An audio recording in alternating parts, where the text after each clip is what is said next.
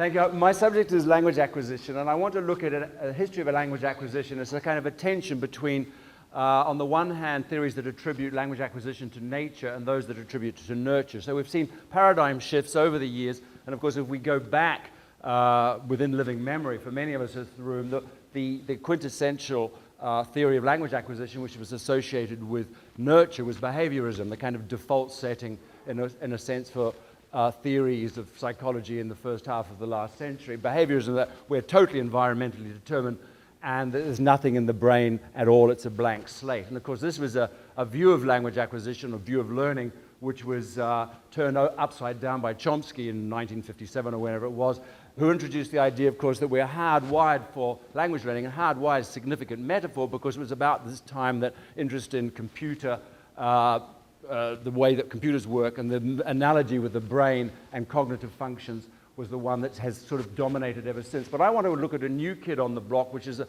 dynamic systems theory, and how language acquisition is being seen as part of a dynamic process which actually integrates both the nature and nurture side of things.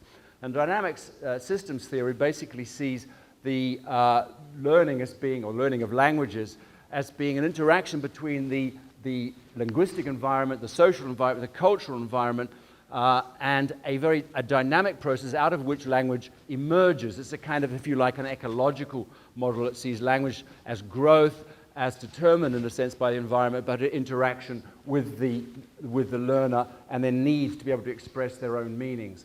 And one of the ways that we've been able to track this now is through frequency studies, that acquisition in a sense is a function of frequency, that the more an item appears in the input, as it were, it's more likely it's going to be internalized.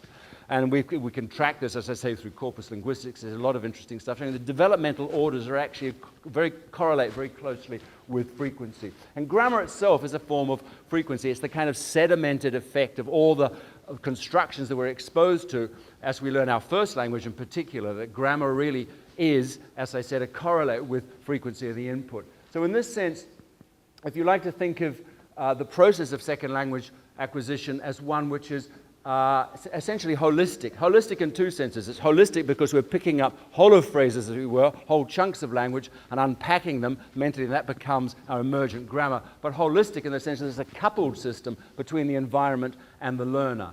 And it's coupled because the learner is constantly, as it were, interacting with the environment. Again, interacting in two senses, interacting in a kind of person-to-person sense as people construct their own meanings in their own communities, but the brain interacting with this amazingly huge linguistic environment that it's exposed to in the first language. Now, you're wondering what J is going to be. Well, I've only got 20 slides. There's 26 letters of the alphabet, so I'm going to skip a couple. I've talked about first language acquisition so far, but what is the effect on second language? Do these dynamic processes impact on second language acquisition? That's a really important question. And if they do, what kind of methodology does this suggest? Well, one of the suggestions to me is that if we want to replicate the process of first language acquisition, we need massive input. This is where Krashen was absolutely right. There's no denying it. Massive input. Of course, it'll never be the kind of input that learners get in their first language, but nevertheless, as much as we can optimize massive input, the better. But input alone, of course, is not going to be enough. There's got to be some kind of attention that's directed at this input, and that attention takes the form of noticing. Now, noticing, in fact, in Frank Bohr's session this morning, he talked about it's not enough to throw lexical chunks at learners. They've got to have their nose rubbed in them, as it were. Their attention needs to be drawn to them. So we're talking about a cognitive metaphor here, but I think it's a very important one and one of our roles as teachers. But noticing alone, of course, is not enough. You've got to have output. And again, output is a form of noticing, if you like. It's by putting out, by producing language that we notice the gaps in our own knowledge, and also, of course, we get feedback. So output is very important, as Meryl Swain has pointed out in her output hypothesis. What's the next one? OPP. And so, but output is not enough if you don't get feedback. And feedback ideally should be at the point of need. The point of need is an expression that, in fact, I owe to Tim Murphy, who introduced it to me about 2 or 3 years ago here at KOTESOL. Thank you, Tim. A point of need meaning when the learner really needs it. That's when feedback is most salient. So we're talking about a methodology that is reactive rather than proactive. Get the learners producing output and give them feedback at the point of need. But another factor in the methodology which is very important, and that is repetition. I don't mean repetition at the behaviorist level of individual sentences, phrases, etc.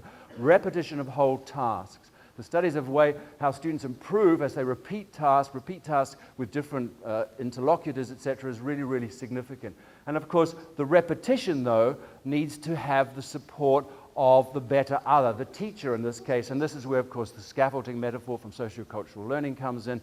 The teacher is there providing that kind of very safe, secure environment for the learner then to be able to take risk, and that scaffold can be successfully dismantled. So in a sense, we're talking about a justification through dynamic systems theory of what we've known for a number of years now as task-based learning. Task-based learning is still alive and well. I was at a conference last year in Auckland, New Zealand, where there were a lot of interesting research coming through about the effect of task-based learning. So task-based learning, I think, is vindicated very much by this view of learning that is, as it were, an interaction between the environment. But not only just task-based learning, also a form of methodology which I've been associated with for better or worse, and that is unplugged teaching. Unplugged teaching, it's a kind of task-based learning without the whole architecture of all these complicated tasks and the technology and course books, etc., etc., etc. But we're talking essentially what's now known as usage-based theories of acquisition. Usage-based because they're based in usage, not just input, not just output, but this whole cycle of input, output, feedback, etc. And it's all about giving, finally, the difference between that and behaviorism is giving the learner a voice, giving them agency in the process, giving them the voice to express their own meanings in their own way for their own particular needs, and doing this in a way which takes place with the mediation of the better other in that wonderful area which Vygotsky named as, it's on the tip of my tongue, what is it? The zone of proximal development. And the zone of proximal is that kind of window of opportunity whereby the teacher can mediate the learning process, taking into account the learner's own needs, wishes, desires, and so on. And that, my friends, is the history of second language acquisition in 6 months.